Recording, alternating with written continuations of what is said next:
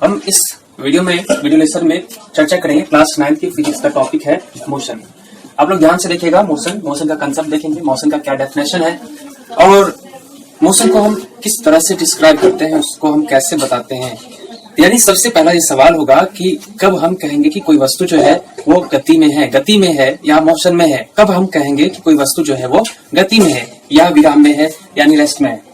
तो इसके लिए हमने देखो बोर्ड पर बना दिया है, एक तरह से डायग्राम बनाया हुआ है जिसमें एक ट्री बनाया है, पेड़ बनाया है, एक आदमी है, दूसरा यहाँ पर एक कार बनाया है जो कि रोड पर चल रही है और उसके बाद एक घड़ी बनाया है।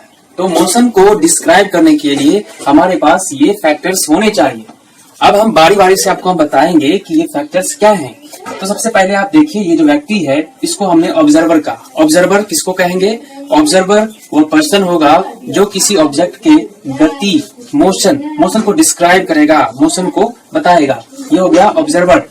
दूसरा है, हमने लिखा है रेफरेंस पॉइंट। इसको हिंदी में कहते हैं निर्दिष्ट बिंदु। रेफरेंस पॉइंट क्या होता है? वो एक निश्चित बिंदु होता है, एक फिक्स पॉइंट होगा जिसके रिस्पेक्ट में हम किसी ऑब्जेक्ट को इन मोशन और इन रेस्ट हम कहते हैं। यानी उसकी चर्चा करते हैं कि कोई ऑब्जेक्ट जो है वो मोशन में है या रेस्ट में है। ये जिस फिक्स बिंदु के रिस्पेक्ट में हम इसकी चर्चा करते हैं वो फिक्स बिंदु ही क्या है? तो रेफरेंस पॉइंट है, यानी निर्दिष्ट बिंदु है। यहाँ जो एक घड़ी है वो समय है।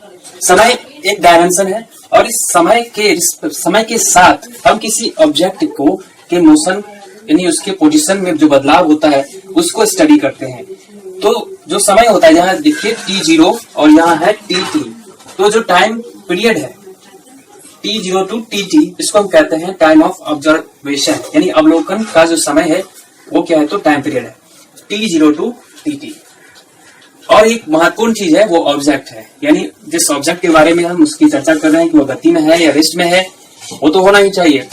तो इस प्रकार से अगर हम इसको डिफाइन करना होगा कि ये ऑब्जेक्ट यानी ये कार जो है वो मोशन में है या नहीं है, तो किस प्रकार से हम डिफाइन करेंगे? तो डेफिनेशन होगा व्हेन एन ऑब्जेक्ट, अगर इस कार के रिस्पेक्ट में देखेंगे तो car is changing its position. Car जो है अपना पोजीशन बदल रहा है t0 to tt with respect to time, समय के साथ जो है ये कार जो है, यहाँ मान लेते हैं ये ए पोजीशन है, t0 पर ए पोजीशन पर था इनिशियली और फाइनली ये पहुंच जाता है tt पर, टी यानी बी पोजीशन पर पहुंच जाता है। तो इस प्रकार से ए से बी ये अपनी पोजीशन में क्या करता है? तो बदलाव लाता है।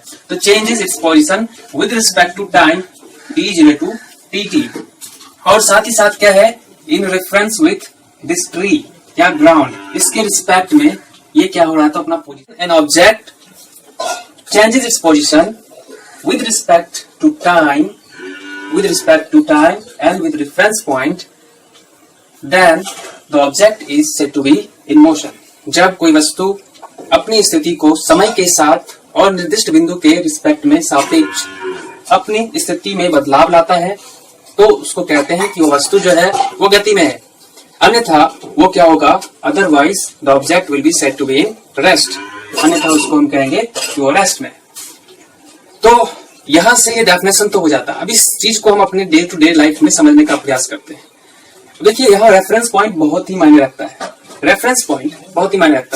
एक रेफरेंस पॉइंट अगर हम चेंज कर देते हैं तो वो ऑब्जेक्ट जो मोशन में था वो रेस्ट में भी हो सकता है।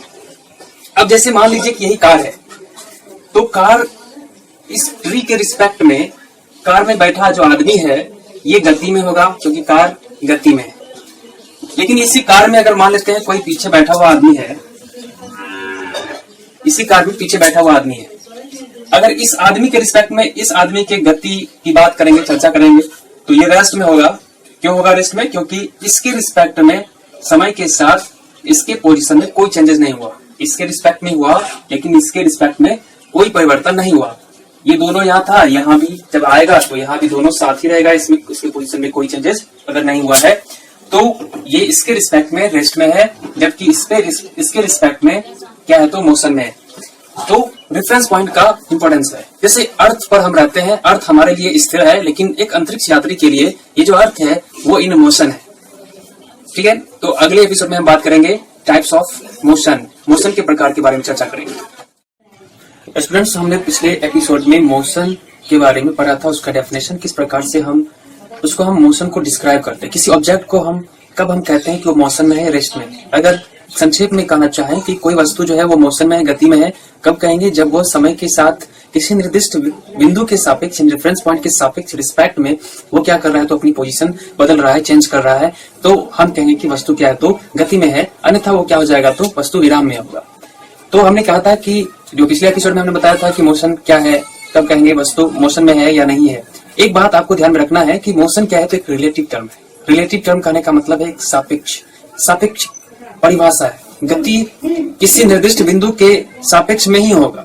एक वस्तु जो है उसकी अवस्था जो है गति की होगी या विराम की होगी, यह इस बात पर निर्भर करता है कि उसका रेफरेंस पॉइंट क्या है, यानी हम किस निर्दिष्ट बिंदु के आधार पर कहेंगे कि वो क्या है, तो गति में है या विराम में। हमने बताया था कि जो एक व्यक्ति है जो कि कार में बैठा हुआ है, जो कार ड्राइव कर रहा है, उसके लिए जो है वो निर्दिष्ट बिंदु, अगर बाहर कोई ग्राउंड पर कोई पेड़ है तो उस पेड़ के रिस्पेक्ट में अगर कार जो है अगर मूव कर रहा है तो व्यक्ति भी क्या होगा, तो गति में होगा। लेकिन उसी कार के पिछले सीट पर बैठे हुए व्यक्ति के रिस्पेक्ट में अगर हम ड्राइवर की बात करेंगे तो वो गति में है या रेस्ट में है, मीन्स गति में है या विराम में है, तो ऐसी स्थिति में होगा कि वह विराम में होगा, क्योंकि उस व्यक्ति के रिस्पेक्ट में वो अपनी पोजीशन चेंज नहीं करता है।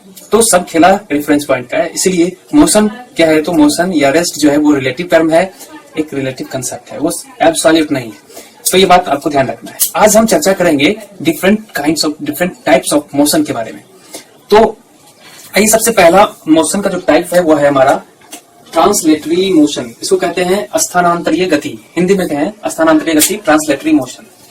ट्रांसलेटरी मोशन का डेफिनेशन जो होगा वो होगा कि समय के साथ जो है अगर कोई वस्तु जो है उसका हर हिस्सा, हर कण जो है, हर पार्टिकल्स जो है वो क्या कर रहा है, तो एक जगह से दूसरी जगह शिफ्ट हो जा रहा है, तो उसको हम कहेंगे ट्रांसलेटरी मोशन। जैसे एक कार की गति जो सड़क पर होती है, वो समय के साथ जो है वो पूरे की पूरी कार जो है वो अपना स्थान परिवर्तित कर लेता है, तो हो गया ट्रांसलेटरी मोशन यानी स्थानांतरीय गति।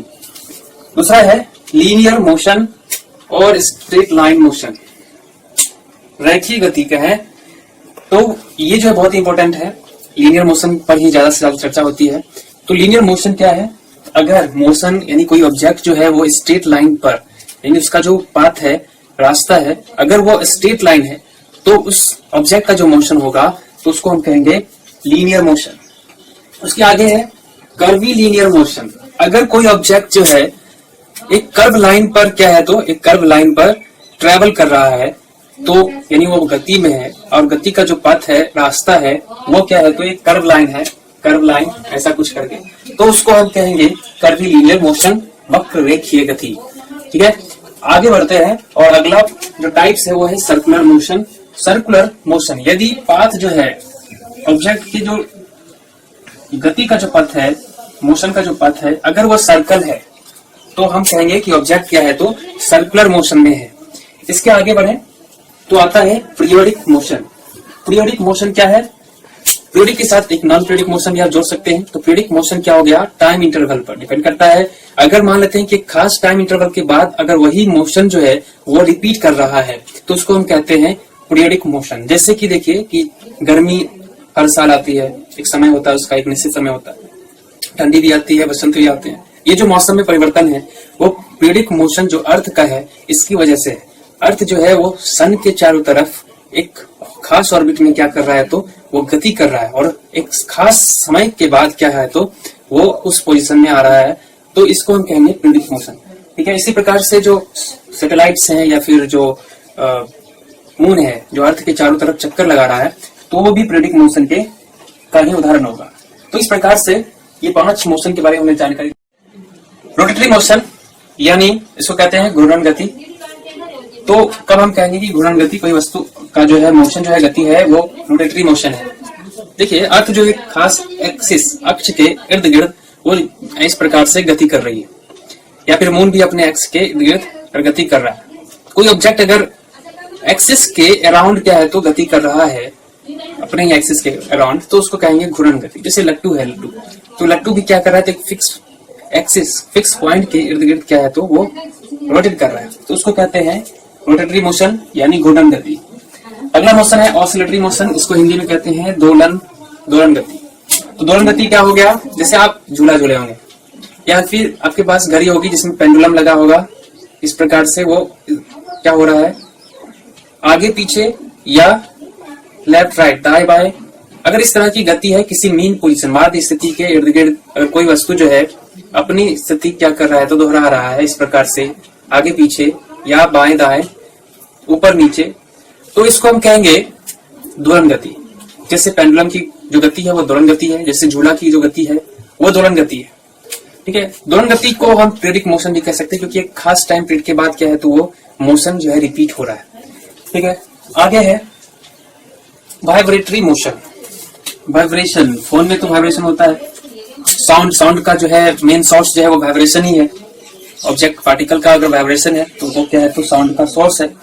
तो वाइब्रेटरी मोशन क्या है तो रैपिड ऑसिलेशन ही क्या है तो वाइब्रेटरी मोशन है। तीव्र दोलन गति होगी तो उसको कहेंगे वाइब्रेटरी मोशन। जैसे ये चीज है ये इस प्रकार से अभी दोलन गति में है सिंपल, लेकिन यही चीज इसका स्पीड बढ़ जाए बहुत तेजी से तो ये वाइब्रेटरी मोशन कहलाएगा। तो एक प्रकार से जो वाइब्रेटरी मोशन है वो ऑसिलेटरी मोशन ही है, जिसमें रैपिड ऑसिलेशन होगा तो उसको कहेंगे वाइब्रेटरी मोशन। आगे की बात करते हैं, ये है हमारा रोलिंग मोशन, लोटनिक गति या लुढ़कवा गति। ये कहते हैं कि लोटनिक गति है, इसका मतलब क्या है। जैसे मान लेते हैं कि एक पर्सन है वो क्या कर रहा है गैस सिलेंडर लाने गया, भरा हुआ गैस सिलेंडर, अब वो तो बाहुबली है नहीं उसको उठा नहीं पा रहा है तो वो क्या करता है तो सिलेंडर को रोड पर जो है वो इसे लुढ़काते चलता है। तो लुढ़काते हुए आप देखे होंगे कि वो क्या हो रहा है तो एक एक्सिस के इर्द गिर्द वो रोटेट भी कर रहा है, जैसे घूर्णन हो रहा है, साथ ही साथ क्या है तो ट्रांसलोकेशन भी हो रहा है, यानी एक जगह से वो दूसरी जगह भी जा रहा है। इस प्रकार से रोलिंग मोशन में ट्रांसलेटरी मोशन होता है और क्या होता है रोटेटरी मोशन होता है। तो इस प्रकार से हम कह सकते हैं कि रोलिंग मोशन क्या है तो combination of translatory motion and rotatory motion, यानी लोटनिक गति जो है वो स्थानांतरित गति और घूर्णन गति का क्या है तो कॉम्बिनेशन है। ठीक है, तो अब जैसे साइकिल चलाते हैं तो साइकिल में क्या होता है तो उसकी पहिया में रोटेशन होता है एक्सिस के इर्द गिर्द, साथ ही साथ क्या है तो आगे भी बढ़ता है, तो वो भी एक तरह से क्या है तो लोटनिक गति यानी रोलिंग मोशन का एग्जाम्पल। अब इस टाइप्स ऑफ मोशन में सबसे आखिरी में आ गया है और ये हमारा है मोशन रैंडम मोशन, हिंदी में कहते हैं यादृच्छिक गति।